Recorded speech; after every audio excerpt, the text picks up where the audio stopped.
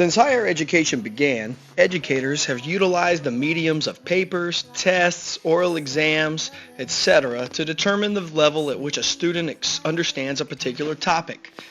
Although these methods are still used and viable, there are new and innovative ways that enable students to participate in the process of learning. Consider this. The average student in 1930 would have mainly utilized pen and paper. In 1970, the average student would either handwrite or type a paper, doing their research in the university library. The average student in 2012 is familiar with countless resources online and numerous gadgets with which to create video, audio, photos, and more. Some scholars are now referring to these students as digital natives. Words like Google, YouTube, Vimeo, Twitter, and of course, eCompanion are all in their vernacular. And more than just knowing about them, many of the students who sit in our classrooms today use these resources to tell a story to the world. Their story.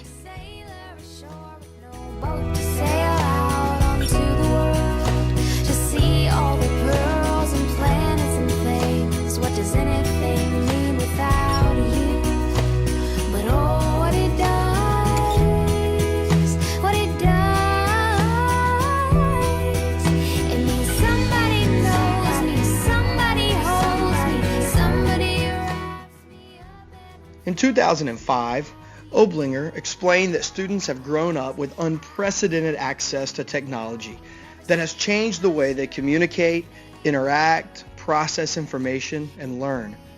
So, if these same students are sitting in our classrooms, how might we best convey course content to them?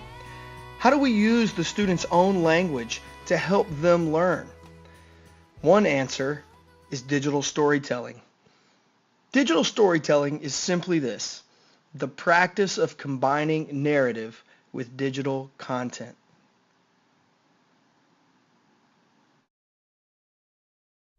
This is me, Maverick Moore. No, not like Top Gun, and no, it's not my nickname. I'm not trying to be cool or anything like that. It's just my real name, Dakota Maverick Moore. I know it's pretty strange that I go by my middle name, but honestly, there's a lot of unusual things about me. To start, my dad is 80 years old. I've skateboarded since I was in the 5th grade, but I don't drink or smoke. I have 2 really big scars from breaking both bones of my arm, and I actually almost died as a child. And even though I still look like I'm 17, I'm actually 23 and I've already graduated from college. So I guess why I'm in such an earlier level production class seems pretty unusual now too. But, like everything else, how I got here, to Baylor, is pretty unusual. I figured it's a story worth telling, but to really do so, I gotta start from way back. That was Maverick. Obviously, this was an introduction to a video about his life, which also allowed him to learn the techniques of script writing, photo integration, advanced editing, and several other facets of his film and production course. However, digital storytelling is not just a tool for courses in film and digital media. Many learning theorists believe that as a pedagogical technique, digital storytelling can be effectively applied to almost any subject. For instance, Mr. Branch wanted his students to learn about past presidents of the United States. So he assigned each student a president. Jeremy was assigned Abe Lincoln.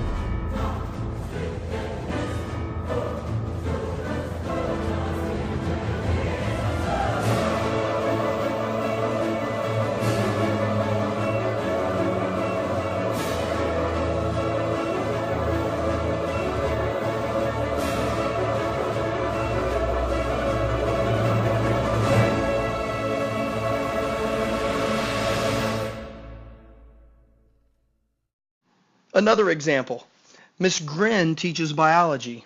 Halle is only a 10th grader, but she taught the class about the 7 characteristics of all living things.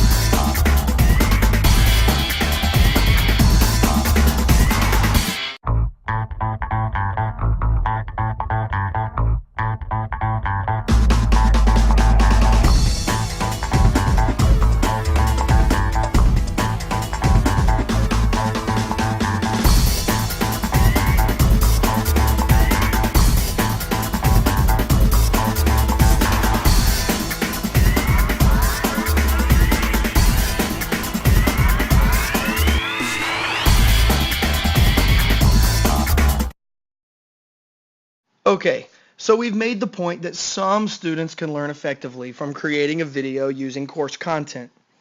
According to the VARC inventory of learning styles, not all students learn the same way. So, what does digital storytelling have to offer the various styles of learning? Well, for those students who learn best visually, digital storytelling covers that by allowing them to search for images and pictures that make their point, that tell their story. Others are auditory learners. For this reason, digital stories should include spoken explanations of concepts, as well as moments of pause for the oral learner to process even out loud.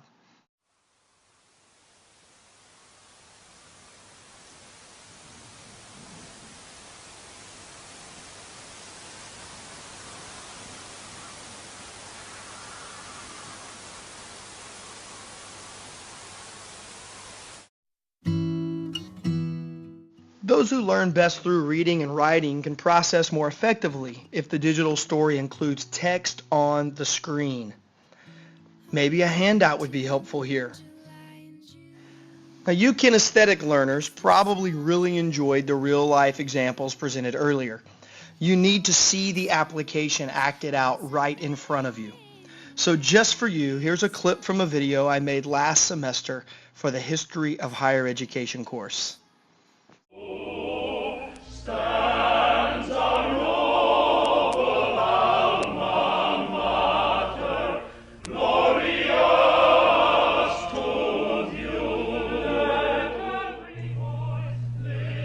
In the late 1800s, attending college was rising in popularity. There were several reasons for this, but in an era where most families were working hard just to put food on the table, a person with a college education quite simply made more money.